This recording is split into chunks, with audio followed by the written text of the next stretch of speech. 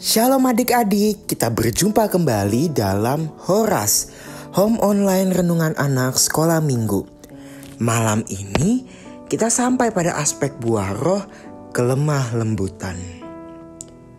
Firman Tuhan yang mendasari perenungan kita diambil dari surat 2 Timotius 2 ayat yang ke-25. Dan dengan lemah lembut dapat menuntun orang yang suka melawan, sebab mungkin Tuhan memberikan kesempatan kepada mereka untuk bertobat dan memimpin mereka sehingga mereka mengenal kebenaran. Kita ulangi sekali lagi, 2 Timotius 2 ayat yang ke-25. Dan dengan lemah lembut dapat menuntun orang yang suka melawan, sebab mungkin Tuhan memberikan kesempatan kepada mereka untuk bertobat dan memimpin mereka sehingga mereka mengenal kebenaran. Sebelum kita melanjutkan renungan kita, mari kita berdoa. Bapa di dalam surga, terima kasih atas tuntunan-Mu kepada kami sepanjang hari ini. Sekarang kami mau merenungkan kebenaran firman Tuhan melalui Horas. Tolong Kau berkati kami Tuhan, supaya apa yang kami baca dapat kami pahami dengan baik, terlebih dapat kami lakukan dalam kehidupan sehari-hari. Terima kasih Tuhan, dalam nama yang kudus, nama Tuhan Yesus Kristus, kami sudah berdoa dan mengucap syukur. Amin. Suatu hari, Andi pindah ke rumah baru. Ia dan adiknya senang sekali.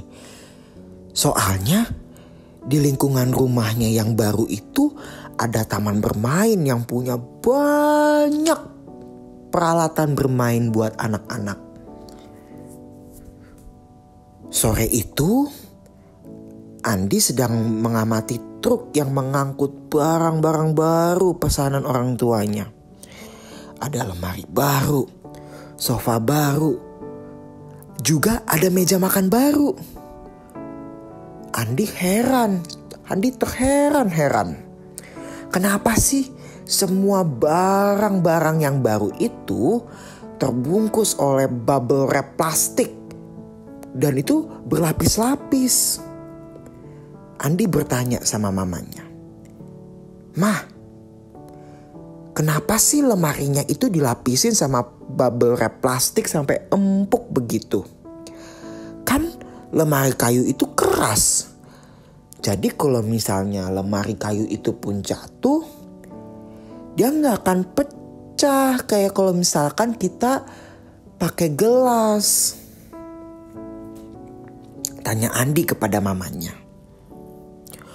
"Oh, lemari memang keras. Tetapi jika tidak dibungkus dengan plastik yang lembut, kalau misalkan nanti dia bertuburkan dengan truk atau misalkan dengan tembok, nanti keduanya bisa tergores," jawab mama kepada Andi. Lalu mama menambahkan, "Itu sama loh dengan perkataan kita, Andi. Perkataan yang keras atau nasihat yang tajam, kalau tidak disampaikan dengan lembut, itu bisa loh membuat hati orang lain terluka. Jadi kalau kita berkata-kata harus dengan lembut, tidak boleh kasar." "Harus dengan lembut ya, Ma?" tanya Andi kepada mamanya. "Iya, kalau marah kita harus sampaikan dengan lembut kenapa kamu marah. Kalau misalkan kamu mau menegur teman, tegurlah dengan lembut. Karena perkataan yang lembut bisa loh membawa orang lain untuk bertobat." Adik-adik yang dikasihi oleh Tuhan Yesus, mari kita belajar untuk bisa berkata-kata dengan lembut.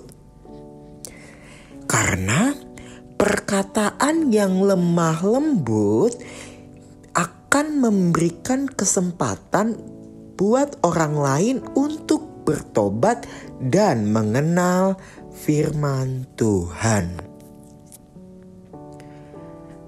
Baik, mari kita berdoa. Bapa di dalam surga, terima kasih atas kebenaran firman Tuhan yang sudah kami terima melalui Horas yang mengajarkan kami untuk dapat bersikap lemah lembut kepada semua orang. Ajar kami untuk kami dapat menerapkan kelemah lembutan ini dalam kehidupan sehari-hari kami. Sehingga melalui teguran, melalui nasihat kami dapat memberikan kesempatan bagi teman-teman kami, bagi orang lain untuk dapat bertobat dan mengenal firman Tuhan. Bapa di dalam surga, sekarang kami mau beristirahat. Tolong lindungi kami dan jaga kami supaya kami dapat beristirahat dengan tenang, sehingga besok ketika kami kembali sekolah, kami dapat mengikuti pembelajaran dengan baik dan dengan segar. Terima kasih Tuhan. Di dalam nama yang kudus, nama Tuhan Yesus Kristus, kami sudah berdoa. Amin. Sampai jumpa di Horas pekan depan adik-adik.